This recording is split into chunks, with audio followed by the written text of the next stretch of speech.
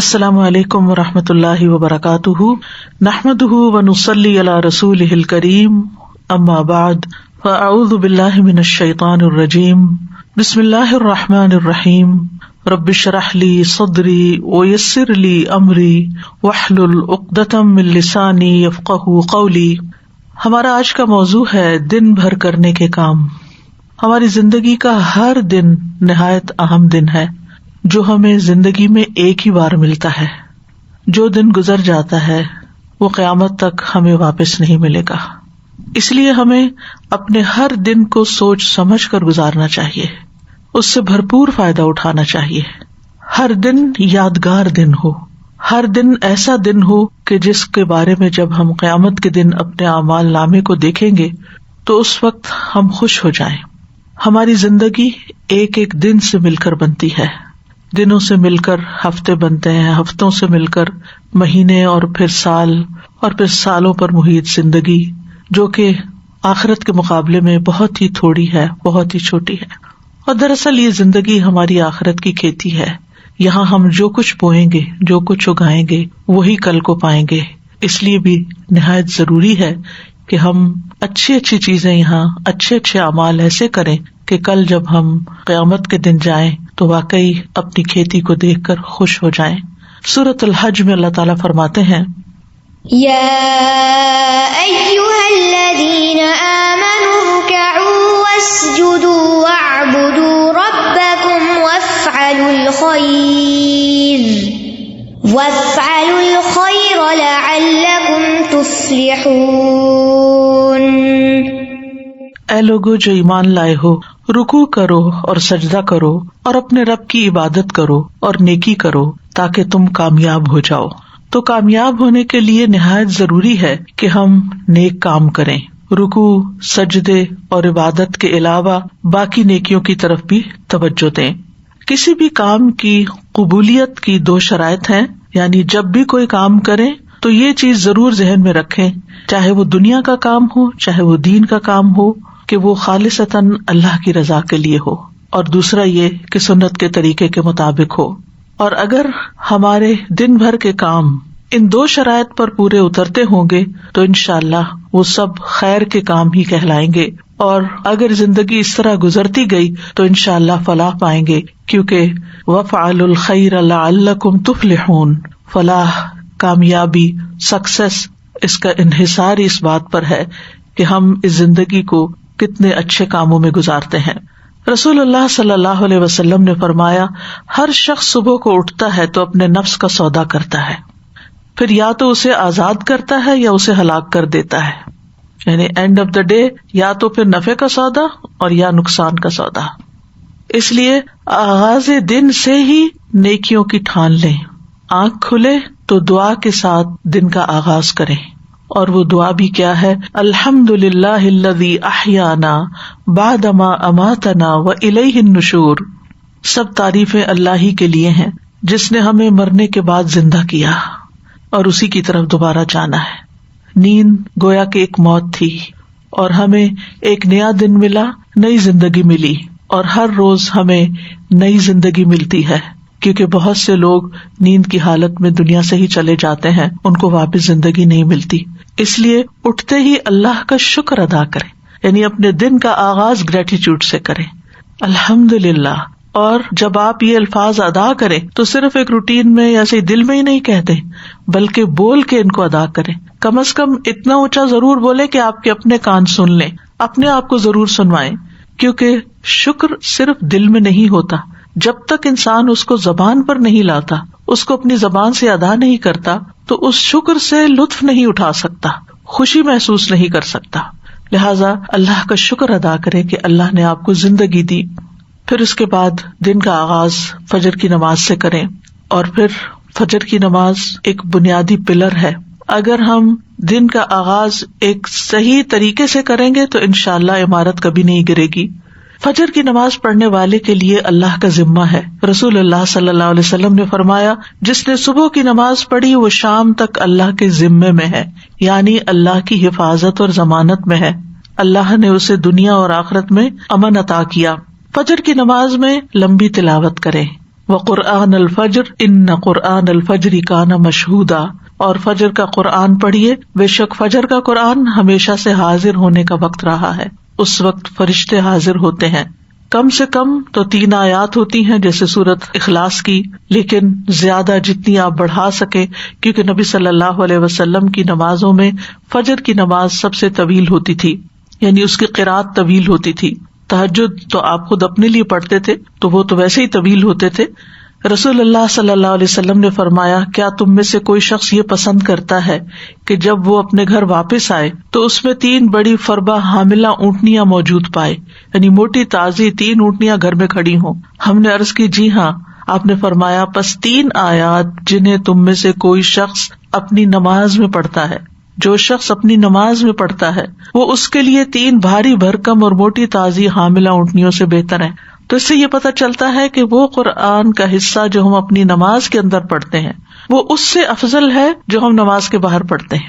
لہٰذا اگر اللہ سبحانہ وتعالیٰ توفیق دے تو تہجد کی نماز میں زیادہ سے زیادہ قرآن مجید پڑھیں، اور اپنا ڈیلی ایک ورد جو ہے وہ مقرر کر لیں کہ اتنا تو کم از کم ضرور پڑھنا ہے، کیونکہ جب ہم کوئی چیز مقرر کر لیتے ہیں اپنے اوپر تو پھر نبھا بھی جاتے ہیں۔ اور اگر آپ اپنے آپ کو اوپن اینڈ دیں تو نفس غالب آ جاتا ہے، سستی کر جاتا ہے اور انسان اس کو پورا نہیں کر پاتا۔ اور تہجد میں آپ قرآن مجید کو مصحف سے دیکھ کے بھی پڑھ سکتے ہیں، تو اس میں طویل قرات ہو سکتی ہے۔ ادروائز قرآن مجید کے کچھ حصے یاد کر لیں تاکہ فجر کی نماز جو ہے وہ طویل ہو سکے۔ نبی صلی اللہ علیہ وسلم کسی بھی حالت میں فجر کی سنتیں نہیں چھوڑتے تھے، خواہ صحت مند ہوتے یا مریض ہوتے، سفر میں ہوتے یا مقیم ہوتے، یہ نماز آپ نے کبھی نہیں چھوڑی۔ اس لیے ان سنتوں کا اہتمام کرنا ضروری ہے۔ اگر کسی وجہ سے نماز فرض میں تاخیر ہو رہی ہو، آنکھ دیر سے کھلی، تو آپ دوبارہ سورج نکلنے کے بعد پہلے ان سنتوں کی قضا پڑھیں۔ فجر کی سنتیں دنیا و ما فیہا سے بہتر ہیں۔ آپ صلی اللہ علیہ وسلم نے فرمایا، صحیح مسلم کی روایت ہے، فجر سے پہلے کی 2 رکعتیں دنیا اور جو کچھ اس میں ہے اس سے بہتر ہے۔ آپ سوچئے کہ اگر صرف فجر کی 2 سنتوں کی یہ قدر و قیمت ہے، ان کا یہ مقام ہے کہ دنیا اور جو کچھ دنیا میں ہے سب سے بہتر ہے، تو پھر فرض نماز کا کیا عالم ہوگا اور باقی نمازوں کی کیا قدر و قیمت ہوگی۔ اس لیے کبھی بھی سستی کے مارے یا سفر یا تھکاوٹ یا بیماری میں بھی ان سنتوں کو نہ چھوڑیں۔ اور اگر آپ اس وقت شعور کے ساتھ یہ سنتیں ادا کریں کہ اس وقت دنیا میں جو کچھ ہے، اگر آپ امیجن کر سکیں اس کو، تو میں اس سے بہتر چیز کا سودا کرنے جا رہی ہوں، تو انشاءاللہ اس سے آپ کی نماز میں ایک روح بھی آ جائے گی، اور پھر نماز خشوع و خضوع کے ساتھ ادا کرے۔ بعض اوقات ہمیں کچھ اور کام بھی ہوتے ہیں یا لوگ ہمارے انتظار میں ہوتے ہیں، لیکن یاد رکھیے کہ جو آپ کا انتظار کر رہا ہے اس کی حیثیت نماز سے بہت کم ہے، کیونکہ بعض اوقات ہم لوگوں کی خاطر اپنی نماز بہت مختصر کر دیتے، الا یہ کہ آپ کے بچے چھوٹے ہوں اور وہ رو رہے ہوں یا کوئی شدید مجبوری میں کھڑا ہو تو اور بات ہے، ورنہ اگر محض کوئی ملاقات کے لیے آیا ہے یا کسی اور مقصد کے لیے تو اس کو انتظار کرنا چاہیے کہ آپ اپنے رب کے حضور توجہ سے نماز ادا کر کے اس کے لیے فارغ ہوں۔ ایک سجدہ جو اطمینان اور خشوع کے ساتھ ادا کیا جاتا ہے وہ زمین کے تمام سونے کے خزانوں سے بھی بہتر ہے، اس لیے محبت کے ساتھ، شوق کے ساتھ سجدہ ادا کریں، کیونکہ جب بھی کوئی سجدہ کرتا ہے تو اللہ سبحانہ وتعالیٰ اس سجدے کے سبب اس کا ایک درجہ بڑھا دیتے ہیں اور اس کے ذریعے ایک خطا مٹا دیتے ہیں۔ تو ایک صحابی نے یہ سوال کیا تھا آپ سے کہ اللہ کے رسول، مجھے آپ ایسے عمل کی خبر دیں جس کے کرنے سے اللہ مجھے جنت میں داخل کر دے، یا یہ کہ اللہ کے نزدیک سب سے پسندیدہ عمل کے بارے میں خبر دیں۔ تو آپ خاموش رہے، پھر انہوں نے پوچھا، پھر خاموش رہے، جب تیسری بار پوچھا تو آپ نے فرمایا کہ تم پر اللہ کے لیے سجدوں کی کثرت لازم ہے، یعنی سجدوں کے ذریعے تم سب سے زیادہ تیزی کے ساتھ اللہ کا قرب حاصل کر سکتے ہو، کیونکہ سجدے میں انسان سب سے زیادہ اللہ کے قریب ہوتا ہے۔ تو زمین پہ صرف ٹھونگے نہ ماری جائیں بلکہ بہت توجہ کے ساتھ، بہت جم کے سجدہ کیا جائے۔ نماز ختم ہونے پر اذکار ضرور کرے، اور سب سے پہلا ذکر اللہ اکبر، استغفر اللہ استغفر اللہ استغفر اللہ کے بعد کیا ہے؟ اللہم انت السلام ومنک السلام تبارکت یا ذا الجلال والاکرام۔ اس کو اگر آپ شعور کے ساتھ پڑھتے ہیں تو آپ کے اندر ایک سلامتی کی فیلنگ آتی ہے اور آپ کی وریز اور فکر اور پریشانیاں ختم ہوتی ہیں۔ اس لیے پوری توجہ کے ساتھ یہ دعا پڑھیں۔ پھر اسی طرح جب تک آپ مصلی پہ بیٹھے ہوں گے اور وضو قائم رہے گا تو فرشتے دعا کرتے رہیں گے کیا اللہم اغفر لہ اللہم ارحمہ، اے اللہ اس کی مغفرت فرما، اس پر رحم فرما. پھر اسی طرح نماز کے بعد 33 بار سبحان اللہ، 33 بار الحمدللہ اور 33 مرتبہ اللہ اکبر، اور 100 کا عدد پورا کرنے کے لیے لا الہ الا اللہ وحدہ لا شریک لہ لہ الملک و لہ الحمد وہو علی کل شیء قدیر پڑھ لیں. تو اس کے بارے میں فضیلت یہ ہے کہ اس شخص کے سارے گناہ معاف کر دیے جائیں گے، اگرچہ وہ سمندر کی جھاگ برابر ہی کیوں نہ ہو. اور اگر 33 بار پڑھنے کا وقت نہیں تو 10 بار ان تسبیحات کو پڑھ لیں، لیکن تسبیحات پڑھے بغیر نہ اٹھیں، اور تسبیحات ہاتھ پہ پڑھیں. مثلا 10 بار پڑھنے کے لیے ہر انگلی پر 2 دفعہ سبحان اللہ پڑھ لیں. اگر 10 بار پڑھنا ہے تو 5 انگلیوں پہ بغیر کسی کنفیوژن کے 10 پورے ہو جائیں گے، کیونکہ دائیں ہاتھ سے پڑھنا افضل ہے. اور اسی طرح اگر آپ 33 بار پڑھنا چاہتے ہیں تو آپ ایک دفعہ نیچے سے اوپر کو 3 دفعہ اور دوسری دفعہ اوپر سے نیچے کو 3 دفعہ دائیں ہاتھ پہ پڑھیں. تو اس طرح 30 دفعہ ہو جائے گا، اور پھر ایک دفعہ اور چھوٹی انگلی پر 3 دفعہ مزید پڑھ کے 33 بار ہو جائے گا. یسیرہ رضی اللہ عنہا سے روایت ہے کہ نبی صلی اللہ علیہ وسلم نے عورتوں کو حکم دیا کہ وہ تکبیر، تقدیس اور تحلیل کی محافظت کریں اور تسبیح کو انگلی کے پوروں سے شمار کریں، اس لیے کہ قیامت کے دن ان سے بھی پوچھا جائے گا، سوال کیا جائے گا، اور وہ جواب دیں گی، یہ بولیں گی. تو یہ کیا گواہی دیں گی ہمارے حق میں کہ انہوں نے ہم پر اللہ کا ذکر گنا تھا. فجر کی نماز کے فوراً بعد سورج نکلنے سے پہلے صبح کے اذکار پوری توجہ کے ساتھ کریں.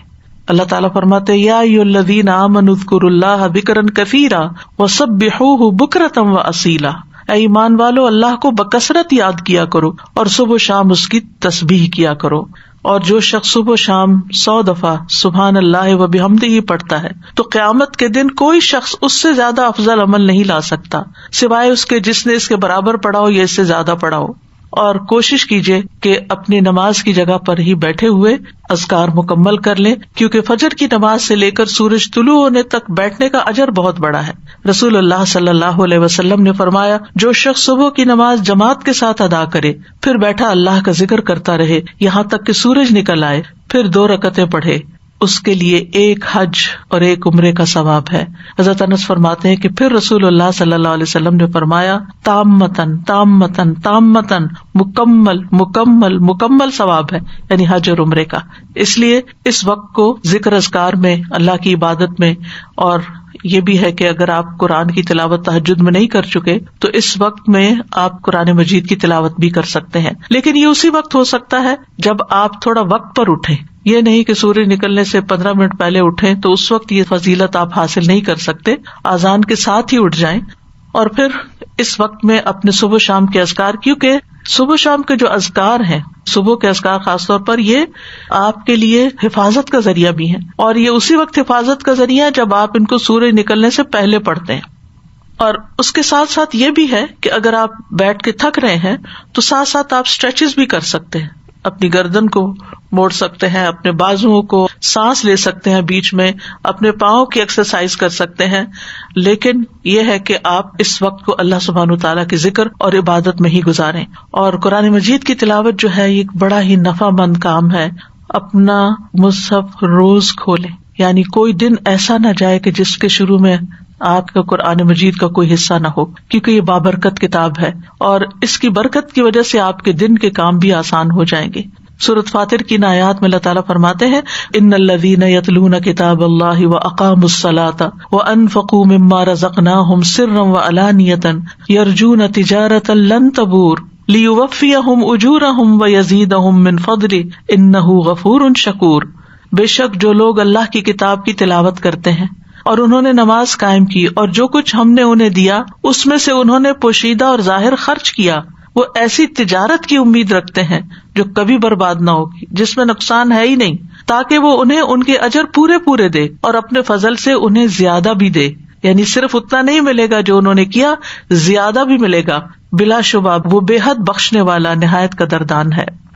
اور پھر قرآن مجید کی تلاوت دن بھر آپ کو غموں سے آزاد رکھے گی، کیونکہ جب دل میں غم بیٹھ جاتے ہیں تو یہ اس بات کی طرف اشارہ ہوتا ہے کہ آپ کے دل کو مزید قرآن کی غذا کی ضرورت ہے، اور قرآن مجید کو ہمیشہ اپنے قریب رکھا کریں، یعنی آپ کی ہاتھ کی ریچ میں ہو، آپ کے بیڈ سائڈ ٹیبل پر ہو، یا ڈرار میں ہو، یا ساتھ ہی کوئی شیلف ہو اس میں ہو، یعنی سراہنے کے پاس ہو، کیونکہ جب بھی آپ کو وقت ملے یا تھوڑی دیر کے لیے بھی آپ ریلیکس ہو تو آپ کچھ نہ کچھ کھول کے پھر پڑھ سکتے ہیں. اور اب تو الحمدللہ موبائلز کے اندر بھی قرآن مجید موجود ہے، ایون لیٹ کے بھی اگر آپ اس کو دیکھنا چاہیں تو دیکھ سکتے ہیں. اور یہ اس اعتبار سے بھی سراہنے کی بات میں کر رہی ہوں کیونکہ جب انسان کو دفن کر دیا جاتا ہے قبر میں تو فرشتہ اس کے سر کی طرف سے عذاب دینے کے لیے آتا ہے، تو تلاوت قرآن اس کو دور کر دیتی ہے. اور جب فرشتہ سامنے سے آتا ہے تو صدقہ اس کو دھکیل دیتا ہے، اور جب پاؤں کی طرف سے آتا ہے تو مساجد کی طرف چل کے جانا اس کو دور کر دیتا ہے. تو کتنا ضروری ہے کہ ہم ان نیک اعمال کو روزانہ کی بیس پہ کرتے رہیں تاکہ مرنے کے بعد جب ہم اپنی قبر میں ہوں تو پرسکون ہوں. اور اگر آپ کو اللہ تعالیٰ توفیق دیتا ہے، اور خصوصاً وہ خواتین جو بزرگ ہیں جن کے بچے چھوٹے نہیں، یا جو جاب نہیں کرتی، جو اپنے گھر پہ ہوتے ہیں یا ریٹائر ہو چکے ہیں، تو ان کے لیے یہ نیکیاں کمانے کا بہت ہی اچھا وقت اور موقع ہے کہ وہ سورج نکلنے تک انتظار کریں، عبادت کریں، اور پھر اس کے بعد جب اشراق کا وقت ہو تو اشراق پڑھیں.